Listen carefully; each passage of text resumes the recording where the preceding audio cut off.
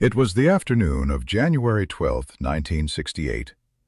The day before, everything would change. Folsom State Prison sat heavy under a cold California sky. The walls were the color of old bone. The yard was empty. The wind off the river carried a smell that men inside that place had stopped noticing years ago.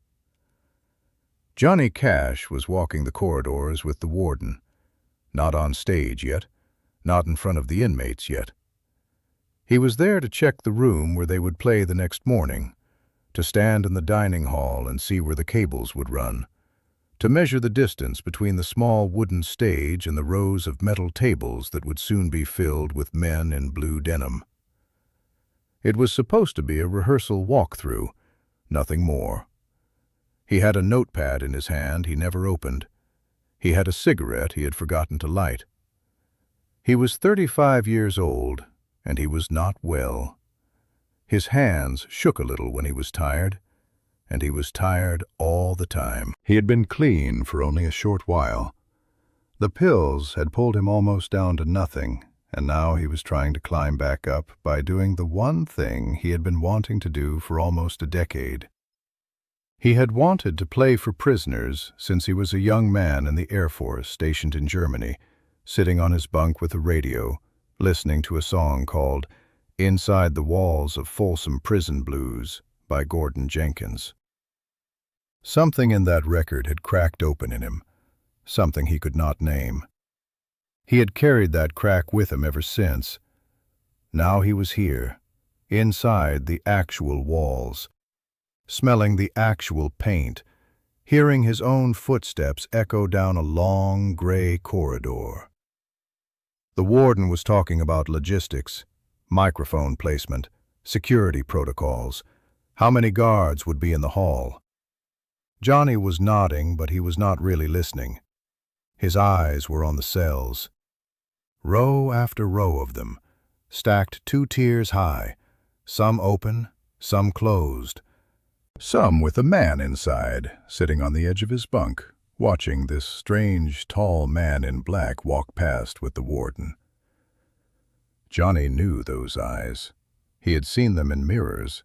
He had seen them in his own brother Jack, a long time ago, before the saw accident took Jack from the family when Johnny was 12 years old. He had seen them in himself in motel bathrooms at 3 in the morning, when he was sure he was going to die from what he had been putting in his body. The eyes of a man who had stopped expecting anything good. They turned a corner onto the second tier. The light was different here. A weak winter sun came through a high window and laid a single bar of yellow across the corridor floor. Johnny stepped into that strip of light without meaning to, and then he stopped walking. The warden took 2 more steps before he realized. He turned back. "Mr. Cash?" Johnny did not answer. He was standing in front of a cell he had no reason to stand in front of. There was nothing special about it. Same bars, same gray paint, same narrow bunk inside. The man sitting on the bunk was not famous. He was not on any list the warden had handed Johnny that morning. He was just a man. But Johnny was not moving. What the warden did not know, what almost no one would ever know, was that something inside Johnny Cash had just gone very still. The inmate's name was Earl. That was what the other men called him. The state had a longer name on his paperwork, but no one inside used it anymore. He had been at Folsom for 9 years. He had 3 more to go, if everything went right. Nothing in his life had gone right in a long time. He was sitting on the edge of his bunk when Johnny stopped. He had heard the footsteps coming. He had assumed they would keep going. They always kept going. When they did not, Earl looked up. And there was Johnny Cash, the tall man in black, standing on the other side of the bars with a notepad in one hand and a forgotten cigarette in the other. Looking at him, not through him, at him. Earl did not stand up. He did not know what to do. No one had looked at him like that in a long time. For a moment, neither man spoke. The warden hung back. Something in the air had told him not to interrupt. The two guards behind him stopped too. The corridor went quiet in the way corridors in prisons almost never go quiet. Johnny took one step closer to the bars. "What's your name, friend?" His voice was low, not the voice he used on stage, not the voice the radio knew, the voice underneath the voice. The one June Carter had heard at 3 a.m. in hotel rooms when he could not sleep. The one his mother Carrie had heard when he was a small boy in Dyess, Arkansas, telling her he was scared. Earl told him his name. Johnny nodded slowly. He did not ask what Earl had done. He never asked any inmate that, all the years he played prisons after this. He used to say it was not his business, and never would be. "How long you been in here, Earl?" 9 years. "How long you got left?" 3, if I make it." Johnny was quiet for a long moment. He looked down at the floor, then he looked back up. "You'll make it." It was not a promise. It was not a prediction. It was something else. It was the kind of sentence a man speaks when he is recognizing something in another man that he is trying very hard to recognize in himself. Earl's eyes started to do something he had not let them do in years. He looked away. Johnny did not look away. "You got people on the outside, Earl?" "A sister, somewhere in Bakersfield. She don't write." "You write her?" "Not anymore." Johnny nodded again. He shifted his weight. His knees were not good even then. "I had a brother," he said after a while. "Long time ago. He was the one who was supposed to make it out of where we came from. I was just the boy who tagged along behind him. He was the good one. He was the one who was going to preach. Then he died when I was 12, and I have been trying to figure out how to live ever since." Earl looked back up at him. "I tell you that," Johnny said, "because I know what it is to sit somewhere and feel like the good part of you got cut off and left behind. I know that. I have been living with that since I was a boy." He stopped. The corridor was so quiet you could hear the river outside. "I am not going to tell you it gets easier, Earl. It does not. But I am going to tell you something my mother told me, and she got it from a place older than her. She told me that God does not throw away the broken pieces. She said He keeps them. She said the broken pieces are what He uses."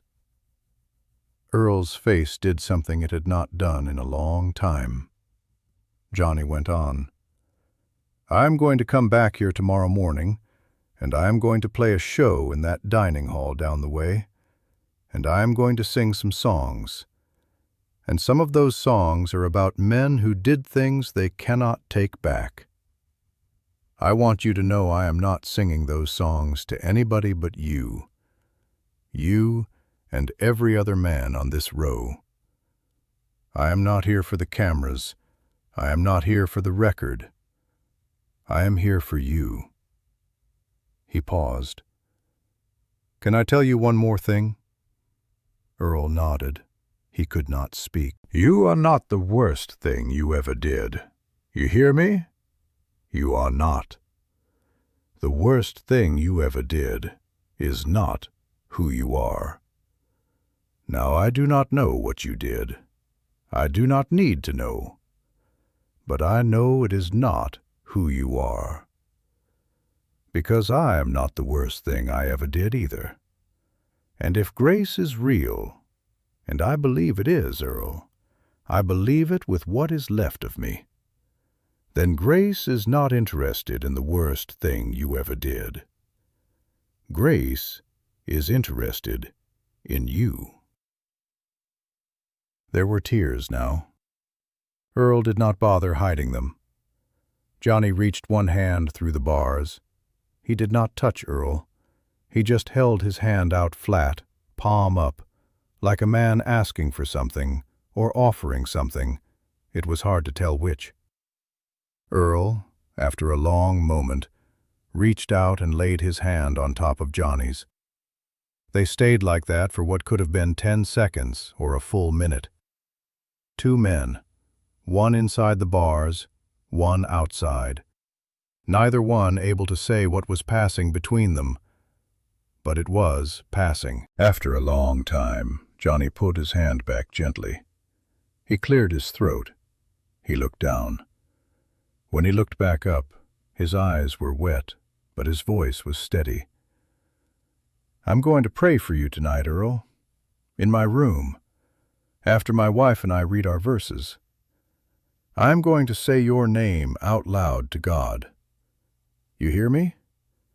I'm going to say your name, Earl, so he knows where to find you. Earl nodded. He could not get any words out.